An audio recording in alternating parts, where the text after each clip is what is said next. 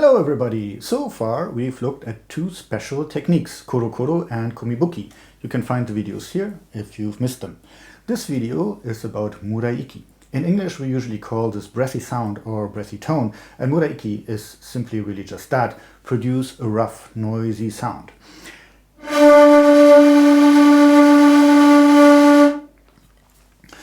When starting out on your Shakuhachi journey, it's a bit difficult to make a sound at first, and the first sounds probably are quite breathy, so they have a bit of a Muraiki quality. The reason for that is that usually the embouchure is tense and small, so it's a bit like this.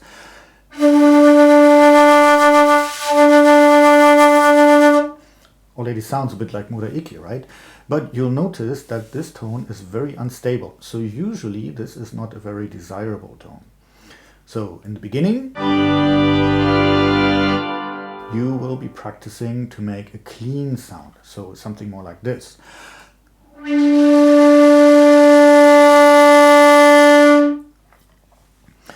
Once that gets a bit easier, you can practice playing Muraiki, which means making a rich, noisy sound on purpose and in a controlled way, without tensing up.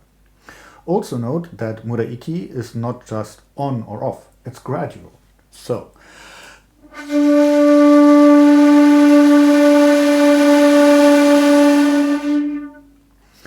basically at one end of the spectrum you have a very clean tone, and on the other end you have a very rough tone. And you can choose how much of this Muraiki sound you want to have in this tone. So, how do you do this?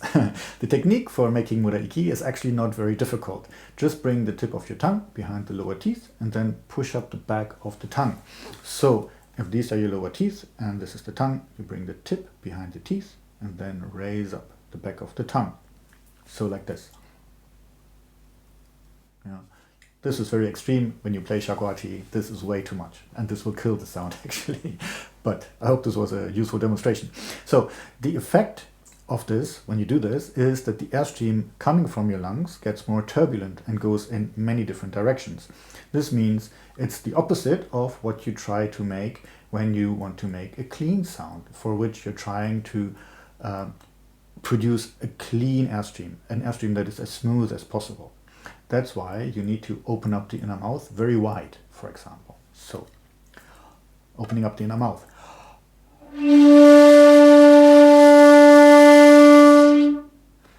Yeah, so to get all the obstacles out of the way that could make the airstream more turbulent.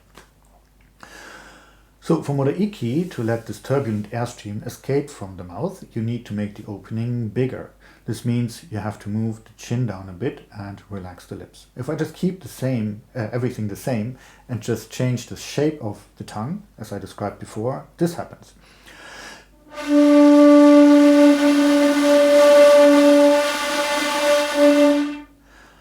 The tone gets very compressed and jittery, and it may even disappear completely. So this is why you need to make the opening bigger. The problem with just relaxing the lips is that the whole system becomes more unstable, so in order to compensate for that you have to pinch these muscles here a bit. If I just relax and make the opening wider, this happens.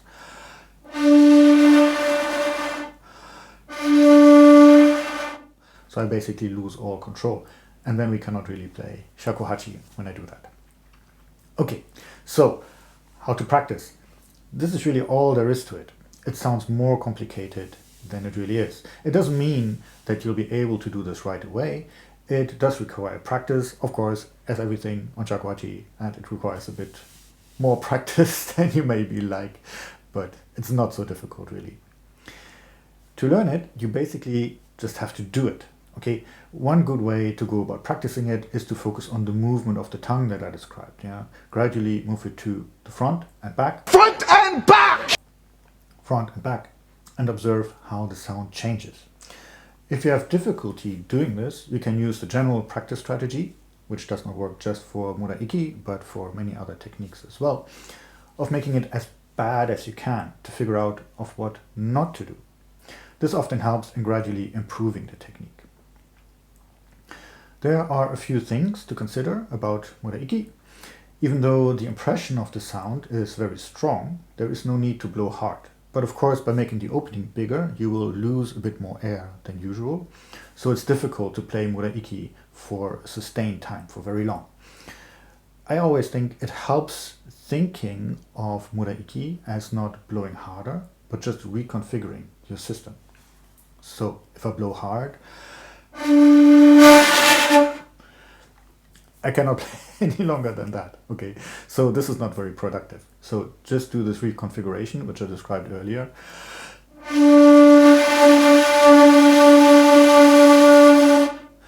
Still not a super long tone, but it's much more sustainable. Okay, the next thing is that playing Muraiki lowers the pitch. This means two things. First, when playing Muraiki in a piece, it may be necessary to add some kari to your playing position to compensate for the change in pitch. If I don't do this compensation,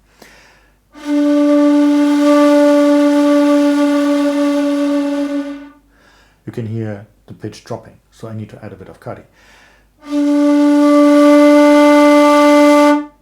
to really keep the pitch stable. Again, just something to practice. No magic or anything like that, just something to practice. Okay, second, looking at it from the other side, so to speak, adding a bit of Muraiki can be helpful when playing merry notes. In addition to the three usual things to change pitch on shakuhachi, which of course is blowing angle, covering finger holes, and volume. The quieter you get, the lower the volume will be. This is a fourth method to affect the pitch. This is very useful, for example, when playing notes like tsu daimeri or ro daimeri in honkyoku pieces. So if I just play tsumeri and add a bit of Muraiki, listen to what happens.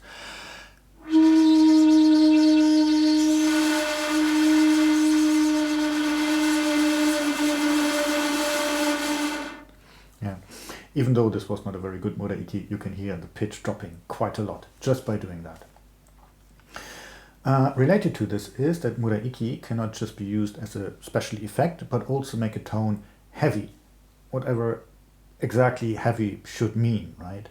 But heavy means that you emphasize a note. So, for example, at the start of Hanshirabe, you play tsure, you don't play tsure, right? So, this is the start of Hanshirabe. It's not, okay? To make the tsu heavy, you have a few options. The first one, just play it a bit louder, of course. This is the straightforward way. You can also play it a bit longer than maybe you would expect. Yeah, this increases the weight of the tsu. Now, there is this third way, adding a bit of Muraiki. So if I just change the tone color without changing any of the other factors, you can hear that the tsu becomes a heavier sound, okay? A final comment about Muraiki, don't worry about the exact way of doing it or the exact sound too much. It's much more important just to commit to it and do it. I heard people describe Yokoyama sensei say on quite a few occasions that you really just have to take a risk when playing such notes. No, so not just Muraiki, but generally these special notes. And the attitude should be, maybe it works, maybe it doesn't, but to make it right, you have to commit to it and you just have to do it, okay? And this is very true for playing Muraiki as well. Now, before I finish, here's a small detour. When preparing this video, I had the idea that Muraiki is maybe not too different from using distortion or saturation to change the tone color. Of course, you all know the sound of distorted guitars. But also in music production, there is this idea of an analog sound, whatever that exactly should be. Nobody really can say. But most people would agree that you add a bit of saturation to the signal. So without going into too much detail here, both of these techniques basically mean that you degrade the signal in order to add more harmonics or overtones to the note. The effect of this is that the sound becomes richer and more interesting to listen to. So I made a very short investigation into this by recording me playing a clean note versus the same note with Muraiki. Here I'm putting up two graphs, I think probably on this side, one with the clean sound and one with playing Muraiki. As you can see, compared to the clean tone, the Muraiki tone is much richer. The information is much denser. Then I process the same recording of the clean tone with the saturation effect. However, if you compare the graphs of the Muraiki recording and of the saturated recording, you will notice that the saturation effect really adds just a few more higher harmonics to the signal, and it looks very different from the Muraiki signal. It doesn't make it any denser really. It also sounds very different from Muraiki.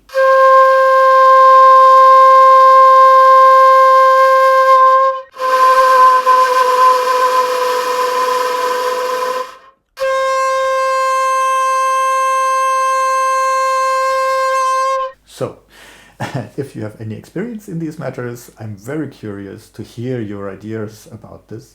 Intuitively, it seems such a nice idea to see Muraiki as saturation or distortion, but maybe I'm just completely off the mark here. So, any music production pros, please let me know down in the comments or just get in touch. I'm really curious to hear about this.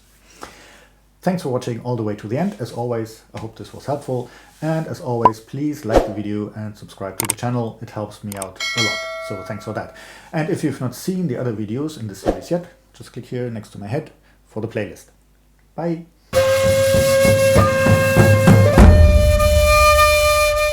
Please like the video and subscribe to the channel. And if you're